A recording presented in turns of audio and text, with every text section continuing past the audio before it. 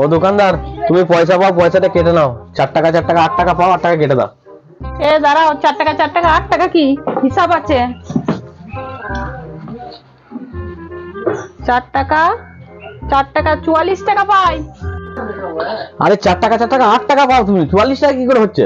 4 টাকা 4 টাকা 44 টাকাই হচ্ছে। ঠিক আছে বেশ, তুমি তোমার বাবা ধারটা কাটো, মান সম্মান তো বাঁচাতে হবে। দাও পয়সাটা নিয়ে নাও, কেটে দাও। দাঁড়াও, হিসাব আছে, খাতা কাটবো বললি কাটবো। দেখো হিসাবটা। তোমার কাছে আমি 44 টাকা পাই, তুমি 40 টাকা দিলে, তাহলে এবার 4 হলো, আর 4 4 8, তুমি 84 টাকা ফেরত পাবে। হ্যাঁ দোকানদার, তুমি হিসাবে খুব ভালো তো। ঠিক, দাও দাও দাও দাও 84 টাকা দাও। এই নাও তোমার 84 টাকা ফেরত। তুমি কি আর কিছু নেবে?